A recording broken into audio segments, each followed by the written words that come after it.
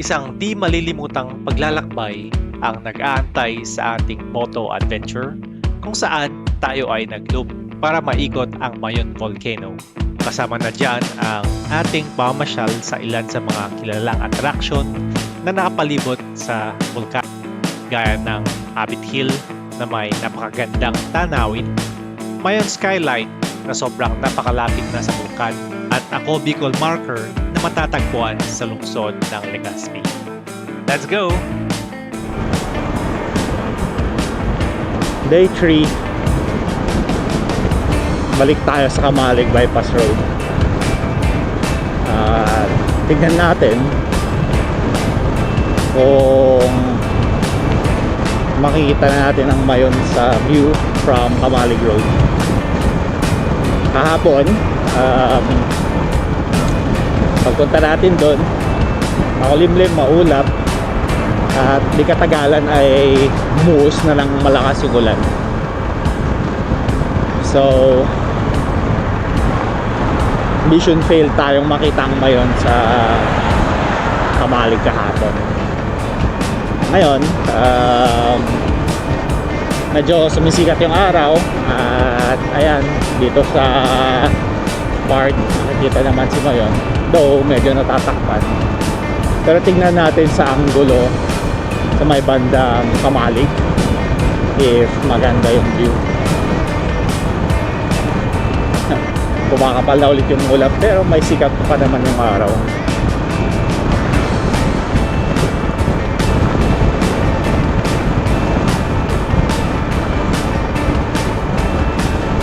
Nag-check ako ng weather forecast kagabi at ayon sa balita magiging maulan pa rin at andyan pa rin yung LPA. So matagal-tagal daw mawawala yung LPA, mga ilang araw pa sabi sa weather forecast.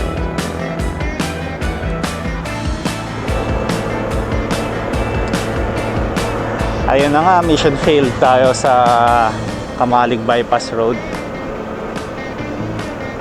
Napakakapal ng ulap yan, yung Mayon, pero sobrang kapal ng ulap. Ngayon, punta na lang tayo ng Sorsogon kasi wala naman na tayong ibang magawa. Pero sa lang, Barcelona lang, Sorsogon, Barcelona Ruins. And breakfast, hanap na lang tayo ng mga kainan along the way.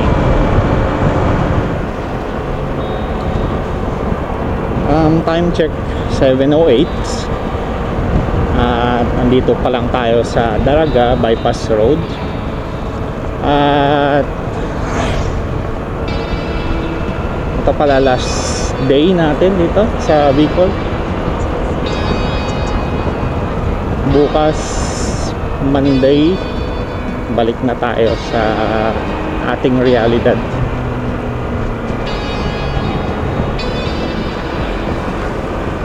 Grabe yung kalsada dito, lubak-lubak.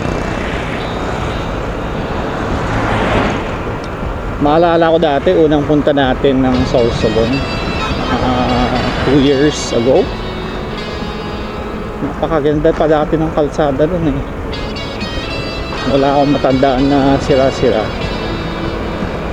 Ngayon, ang daming ginagawa, lubak-lubak.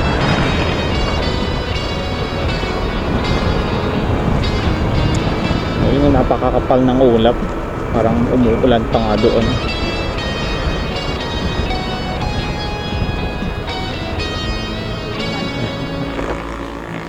Parang nagdadalawang isip tuloy tayo kung tutuloy ng Barcelona.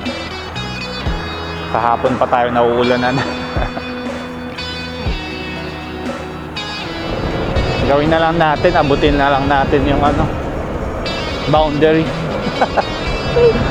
Kahit hanggang boundary lang.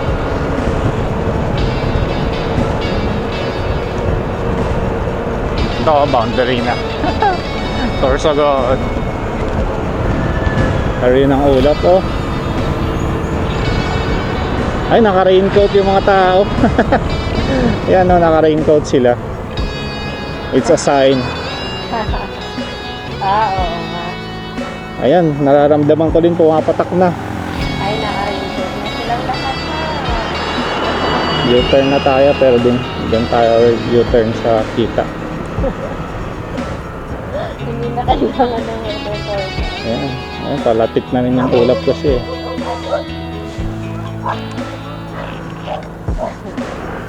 Ayan na. Pumapatak na nga siya. Ayan na yung ulan. Pinapatakan na tayo. Takbo! Tayo ng langit. Takbuhan na natin yung ulan.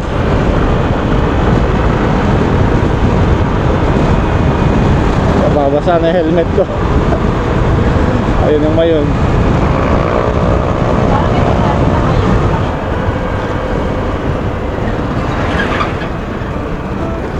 Grabe. Puzzle yung mga lubak.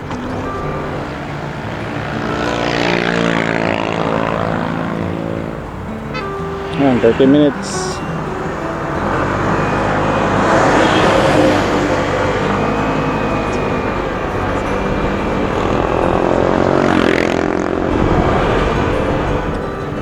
Dito na tayo sa Daraga Bypass Road ulit. Ayun yung mayon. At ayun yung isang hilera ng ulap na nakapila para takpan.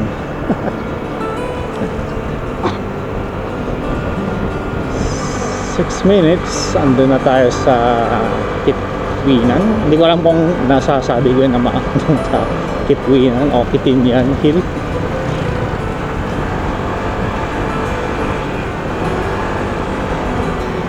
O Kitwinan.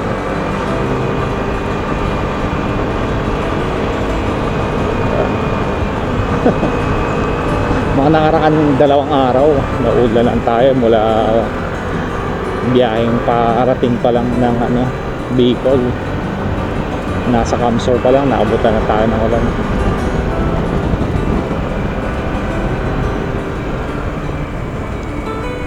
Dito na tayo sa Kitwinan Hill. Yun yung mayon, tatakpan ng ulap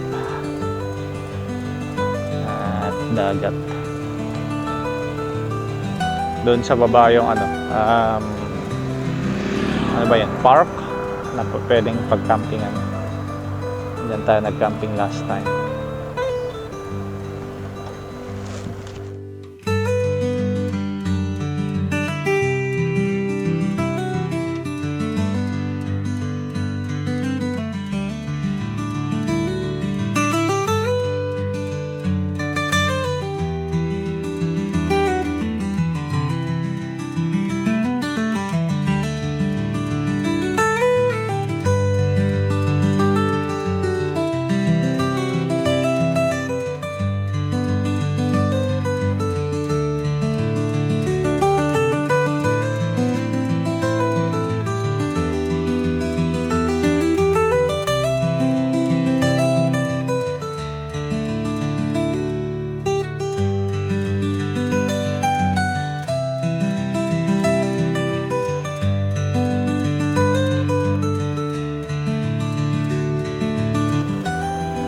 Ayun, so dito sa Kitwinan, tuktok lang niya yung kita, konting-konti, pero majority natatakpan ng ulap. And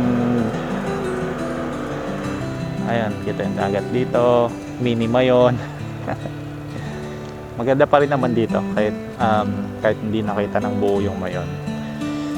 Peaceful, relaxing, and kahit yung mga ganitong tanawin lang na maraming greenery, mga buko-buko, nakaka-relax na siya. So okay pa rin naman. So next, punta na tayo dun sa Hobbit Hill. Hobbit Hill ba yun? Hobbit Hill. 38 minutes from here. Let's go. Ito pala yung kabilang side. Just same lang din. Kitwinan Ranch. Kilalang pasyalan din dito. At pwedeng mag-overnight camping. Last time nag-overnight camping tayo dito. Hindi pa natin napupunta itong Japanese Tunnel. Open kaya. Hills and World War II tunnels. Pero sila dun galing eh. Oo, baka open na. Subukan puntahan. Gusto mo puntahan? Kaya dito tayo magpa-park.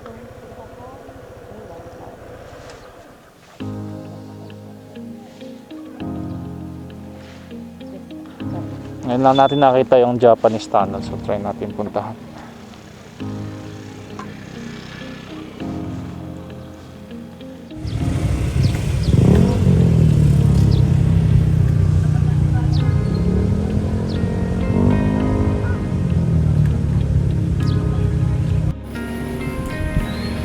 Check muna natin tong Japanese tunnel. Last time na pumunta tayo dito, hindi natin nakita to eh.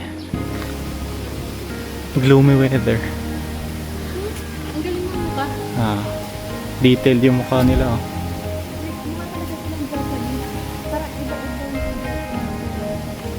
May character yung mukha.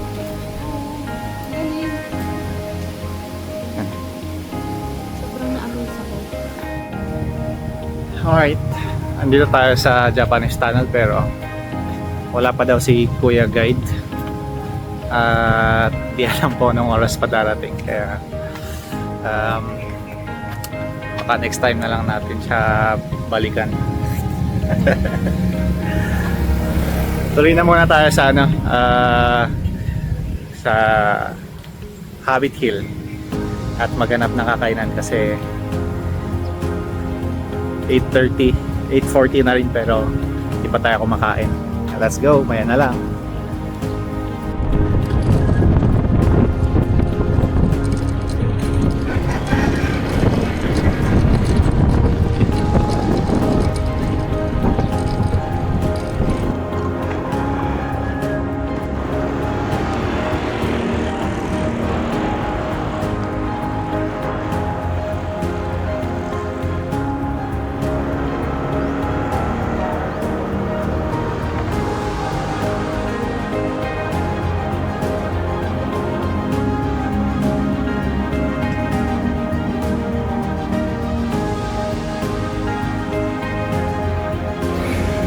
Breakfast.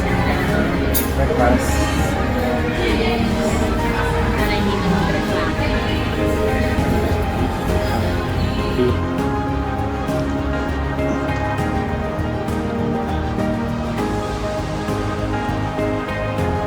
Ayaw mo na ba yung dating pagsakay mo? Ayaw mo na yung dating parang mga pagsakay? Maapak mo na dyan sa ano?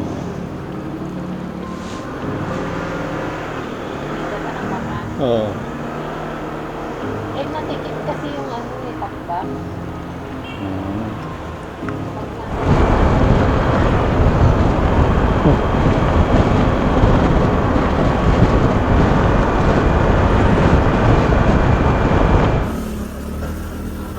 Nakawala na tayo.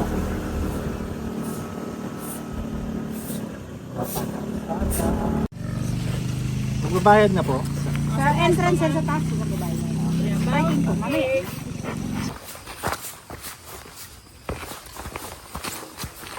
Papunta tayo ngayon saan? Tara, Hobbit Hill. 4 minutes na lakad daw papunta sa taas.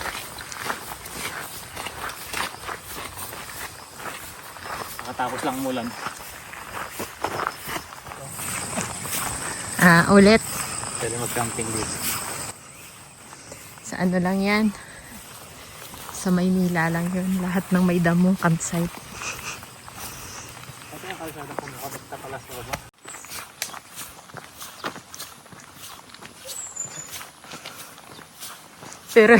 Pero hindi naka-stomach in.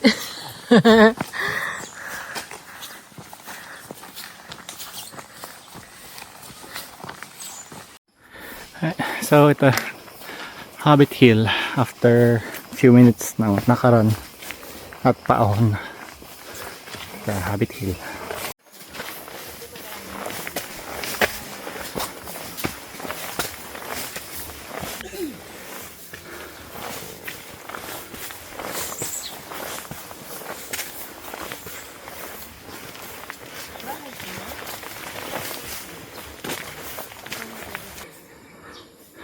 Ganda ng pwesto ng bahay doon sa taas. Oh. Ayan, may bundok sa taas.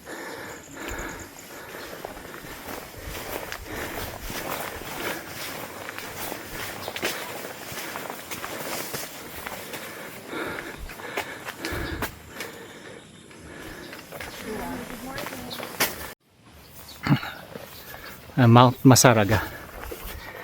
So, dito sa Habit Hill may mga kubo naman. Ganda rin. At yan ang Mount Mayon. Panay ulap lang ang nakikita. Pero abangan natin, baka maya maya papakita na siya. Yan, overnight kubo daw.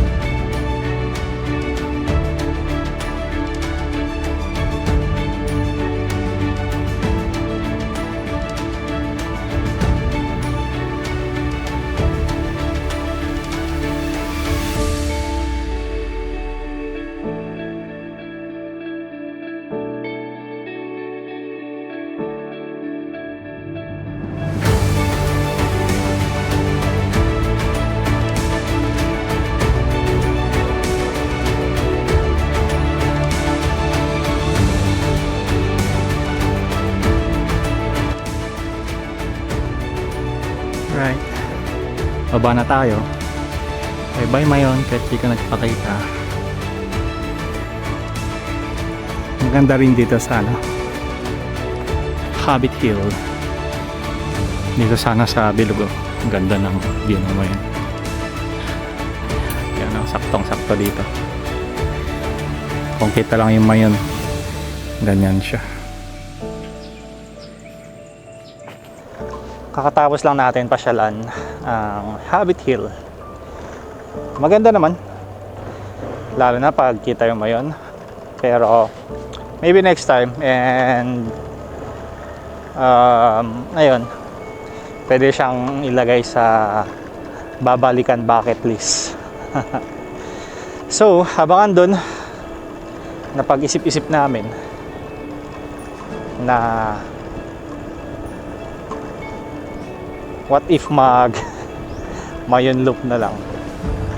Then chinek ko sa map, mga 2 hours lang naman kaya siyang libutin.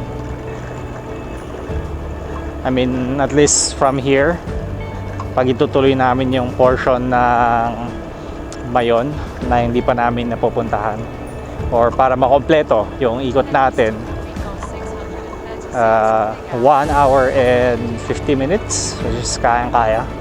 And since wala naman na tayong pupuntahan talaga na solid, so why not ituloy natin yung plano, ikutin yung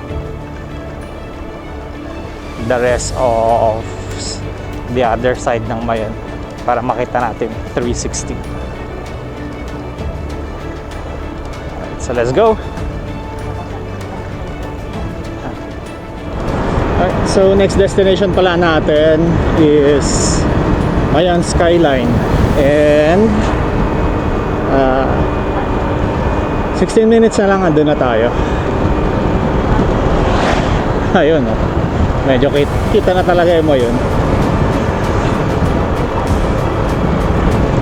Tignan natin kung the other side of Mayon is makikita siya. Baka naman isang side lang ng Mayon ang natatakpan.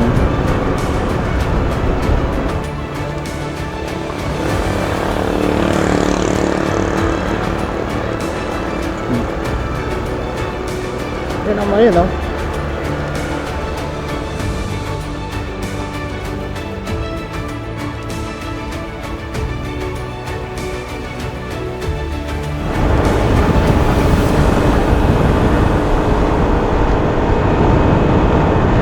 Laki, oh.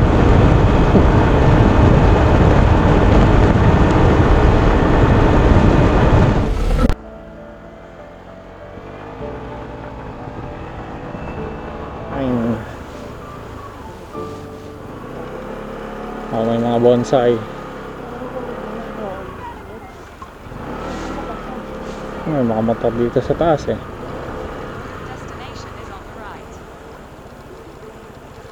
Ito siya. Parang sa ano yun, sa Tagaytay, ano nga yun, yung abandonadong building.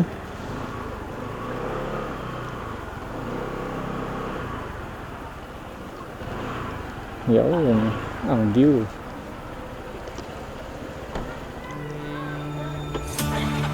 Nice. Ganda rin ang tanawin.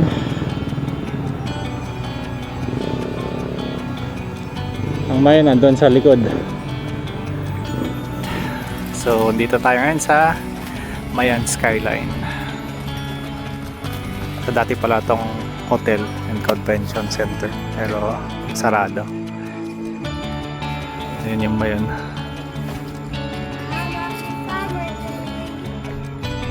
Ayan.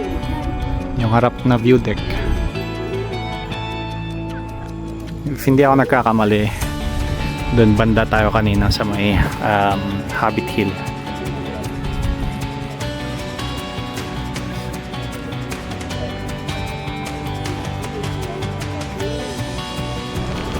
Pababa na tayo from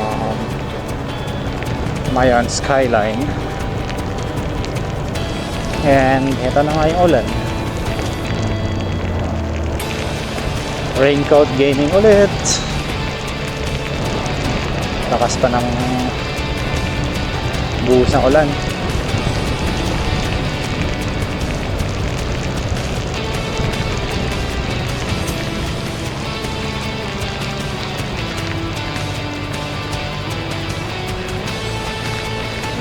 So next natin ay Piraya Manawari Nature Park, bandang Tobaco City, which is 20 minutes away.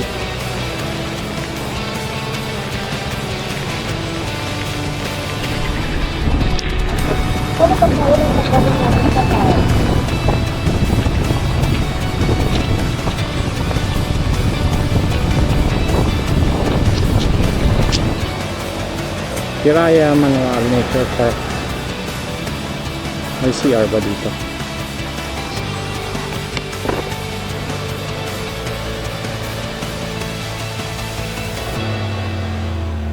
Ayan yung park pa. Ganyan lang siya. Okay, tara na. So Children's Park lang naman siya. Major park, pero more on Children's Park.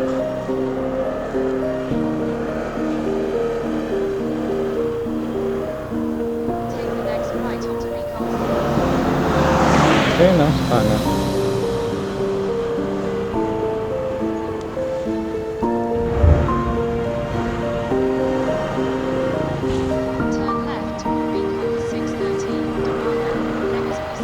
Tara, tanggal din tayo ng raincoat.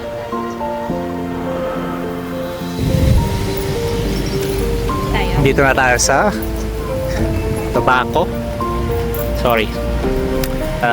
Tobaco City. Yan o.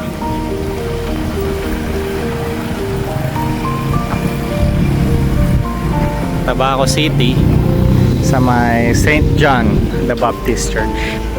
Umaraw dito pero kumukulog na rin. Ayan yung makapal na ulap. Mukhang ulan na rin anytime soon.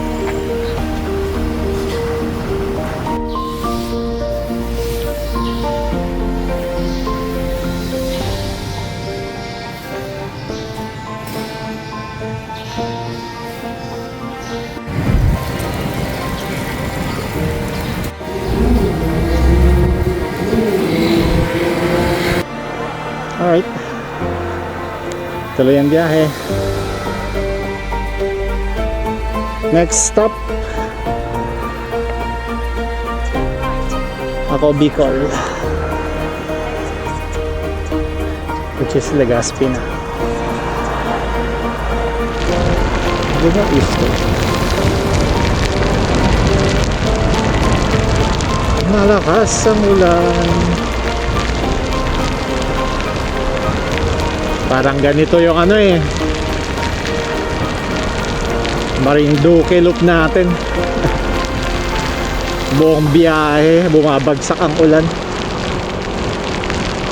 nung December.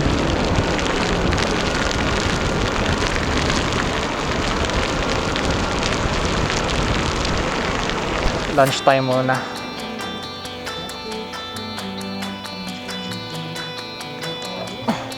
Lunchtime, patila ng ulan. Ay, I think mas magandang nakaano lang siya para mag-slide yung tubig.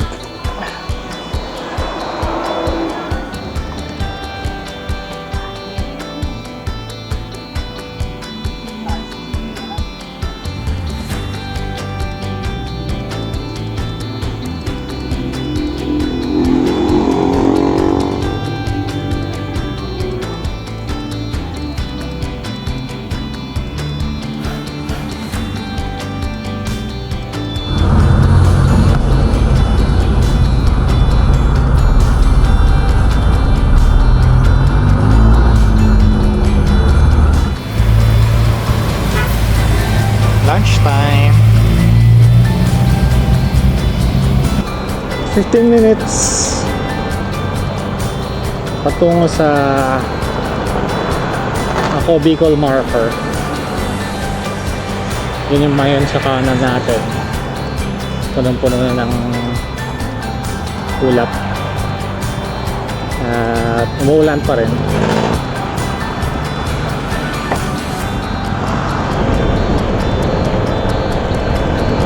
Tingnan natin, baka mali na pinto. Ito pala eh. Tama ba? Okay, sakto umaraw na siya. Picture na lang tayo. Ano yung statue? Congrats. Ang lawak na kalsada dito. Parang hindi nagagamit. 6 lanes. Madalas mga motor lang dumadaan.